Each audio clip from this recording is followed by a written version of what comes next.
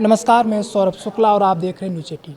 आम आदमी पार्टी यानी आप में एक ऐसा सियासी भूकंप आया है जिसने दिल्ली से लेकर पंजाब तक की राजनीति को हिलाकर रख दिया है।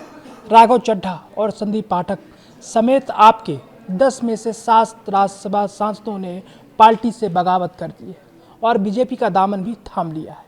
अब सवाल ये है कि क्या ये सांसद अपनी कुर्सी बचा पाएंगे और अरविंद केजरीवाल का अगला कदम क्या होगा। चलिए समझते हैं अब इसको कि मतलब अरविंद केजरीवाल का अगला कदम क्या होगा। शुक्रवार को राघव चड्ढा ने चौंकाने वाला ऐलान किया कि आपके 7 सांसद पार्टी छोड़कर बीजेपी में जा रहे हैं। इन सांसदों का कहना है कि वे पार्टी के अंदर घुटन महसूस कर रहे थे, लेकिन आपका आरोप कुछ और ही है। संजय सिंह और सौरभ भारद्वाज का दावा है कि ये कोई हृदय परिवर्तन नहीं है, बल्कि ईडी और सीबीआई का डर है। पार्टी का कहना है कि सांसद अशोक मित्तल के ठिकानों पर ईडी की छापेमारी के बाद ही इन सांसदों के सुर बदल गए थे।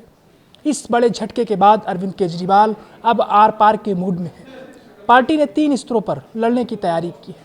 नंबर 1, संजय सिंह राज्यसभा के सभापति यानी उपराष्ट्रपति को पत्र लिखकर इन 7 सांसदों की सदस्यता रद्द करने की मांग करेंगे। नंबर 2, पंजाब के सीएम भगवंत मान राष्ट्रपति द्रौपदी मुर्मू से समय मांग रहे हैं।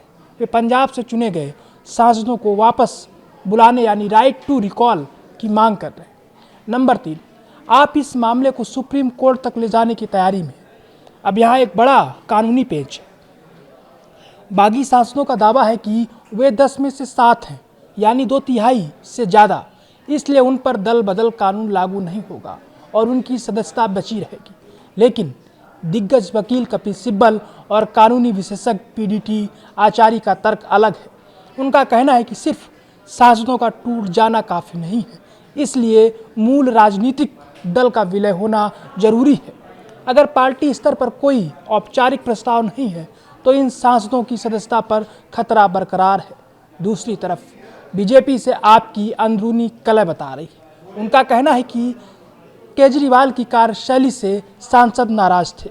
अब सबकी नज़रें राज्यसभा के सभापति और राष्ट्रपति के फैसले पर टिकी हैं। क्या ये 7 सांसद अपनी सदस्यता बचा पाएंगे या पंजाब और दिल्ली की राजनीति में एक बार फिर से चुनाव की आट सुनाई देगी? ये देखना दिलचस्प होगा। आपको क्या लगता है, क्या ये बगावत है या दबाव की राजनीति? कमेंट में हमें ज़रूर बताएं।